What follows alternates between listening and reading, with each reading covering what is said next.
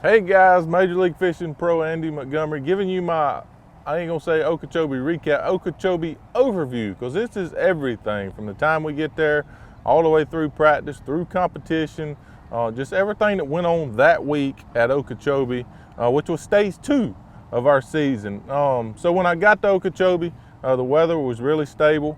The water was clean, a lot of clean areas. But the forecast, when we looked at the forecast, we knew we had big winds coming, a big northern front coming. The winds was going to blow out of the north and really hard. So in the past, I've been able to, the day after the wind switches back to the south, fish the south end of the lake and had some success doing that. So my goal in practice was I was going to practice the south end of the lake, knowing that I wouldn't be able to fish it the first day of the competition, but hoping I'd find some fish so when the wind changed back out of the south, then I could go there on my second day of competition and catch them. So that's what I did, and I went down to the south end of the lake, and it was really good. Practice was good. I got a lot of bites flipping a big jig with the Magnum raised bug, the Strike King Magnum raised bug, which is a cool deal. It's something that I actually discovered at Okeechobee in an elite event, and just caught a lot of big fish down there on that Magnum raised bug. As a jig trailer, it just works so good to stay not hung up in them reeds, and it's just a great jig trailer. Went down there, flipped the big jig. I'm like, this is what I'm gonna do. It's something I feel like I'm good at. I got a lot of confidence in. This is what I'm gonna do. And I had a lot of bites that day, felt confident that I could go to that area and catch them. Day 2, I knew I needed to practice for that north wind. So I did that. I fished up on the north end behind King's Bar, some other areas that I knew would be protected. Now, the biggest thing about Okeechobee was the lack of vegetation, so which filters the water.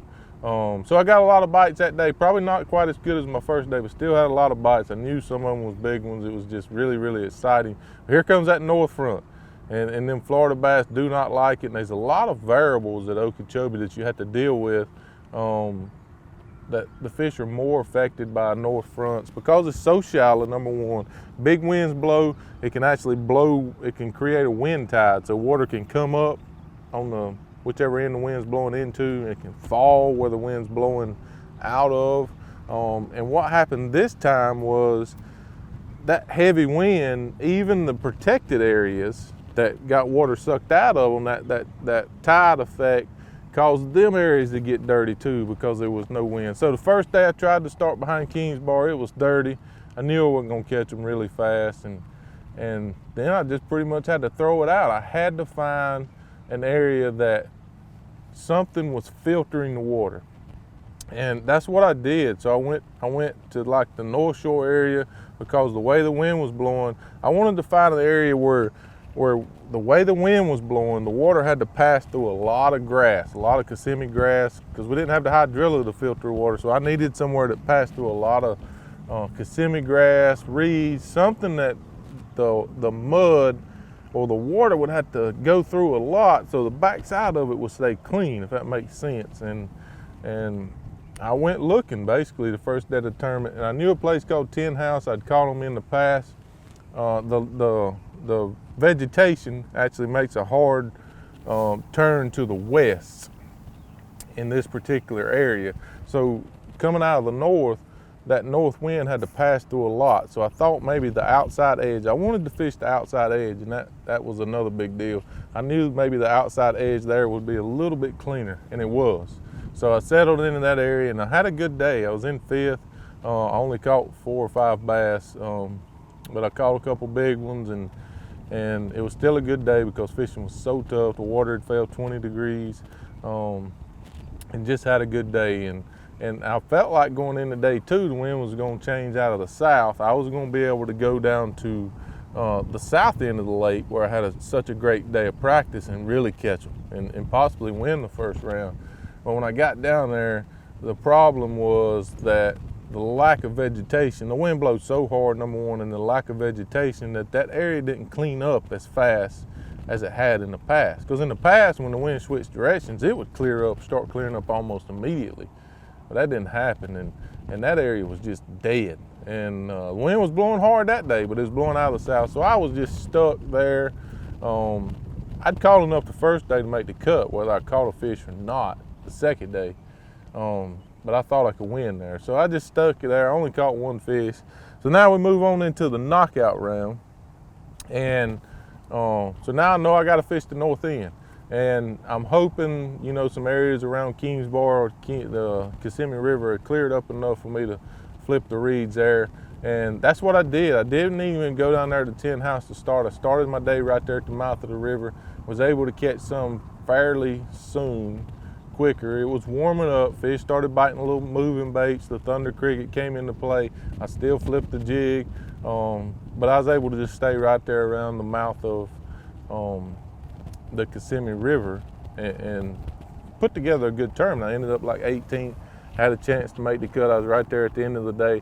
And the reason I didn't go back to the 10 House area is because I knew how hard the wind had blowed out of the southeast the day before would probably smoke that area. So this week was all about the wind and trying to play the wind and making sure you stayed in good, clean areas. And I fished somewhere different every day, every single day, and had a good event by doing that. And also when it was warming, knowing from past experience that you know, these fish start moving around a little bit and you can start catching them on moving baits as it starts warming up.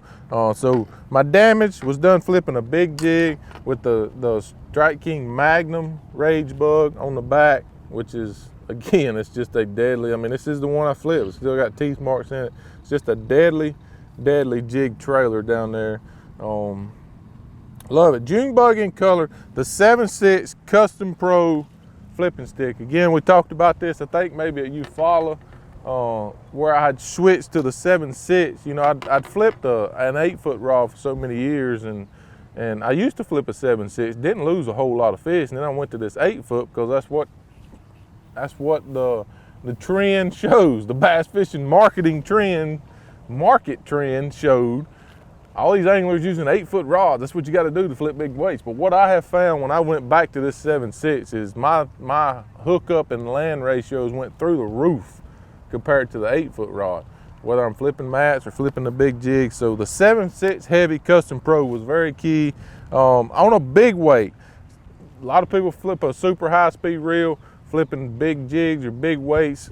Me, I dropped back one to a 7.5 to 1. So this is the Hyper Mag 7.5 to 1, and the reason I do that is it's just less fatigue on me winding that big weight out of a mat or big jig in all day. So I actually drop back one speed, which is not the same as what I say on most slackline baits, most jigs. I use a real high speed, but anything really heavy, I fall back to a little bit slower reel, and it really reduces the fatigue on me at the end of the day.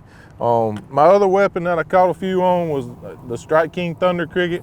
This is the black and blue, and I put a Strike King Swimming Shiner on. This is a KVD Magic Swimming Shiner, which is kind of a light green pumpkinish with a lot of blue flake, and I dyed the tail blue. Really kind of adds into that. Again, the Hyper Mag reel. This is the 7.5 to 1 that I always use for winding stuff. So the 7.5 to 1 Hyper Mag, 7.3 power medium heavy. So I switched to the 7.3 this year, Custom Pro rod, which it's been a good deal for me. It's a great Thunder Cricket rod, spinnerbait rod, all the above. This was on 20-pound tour grade fluorocarbon is what I used on that. This was the new Strike King tour grade braid, and I think I flipped 50 or 55. I can't exactly, it's 50 or 55, something like that. But this is the tour grade, the new tour grade braided line, which this is the first week I really gave it a workout, and I really like that. A couple more little things like here, don't ask me why. Big weights I use paddle, the round knob. I just like it. I don't know why. And then anytime, most of that, everything else other than big weights, then I use just the regular paddle handles that you have to change out. So that's a couple different things I do. It was pretty a really simple tournament for me. It was a good tournament, simple tournament, 2 baits, never really threw a lot of anything else. You know, the first couple of days, all I got out was a jig. And I went, you know, just flipped the jig, and then I knew it was warming up. So the last day, I got my thunder cricket out and used it a little bit. So great week, good start to the season. I've had 2 good events to start the season. Again, Okeechobee was all about the weather, the wind, and playing that because it's such a unique lake. You deal with dirty water, the cold front. You really had to trust the forecast, and that's scary. When you're trusting weather forecasts to develop your plan on how you're gonna fish the whole week. And in Major League Fishing, we have these off days, so you're not on the water every day, so you really have to pay attention to the weather, wind forecast, and factor that into your game plan. And there was a lot of that. Probably the most important factor of a good event for me was factoring the wind into my game plan way before the tournament even started. Before I even got there during practice, is really trusting the forecast, which is even hard to get out. That's even hard to say, but you had to do it at this event because I know how weather dictated Okeechobee is. And luckily the forecast held to what they was. And my plan to attack the weather was good, and we had a good week, and that's it. Now we move on to stage 3. That's the Okeechobee recap. Magnum raised bug, thunder cricket, got the job done. Good start to the season, and we're rolling on to stage 3.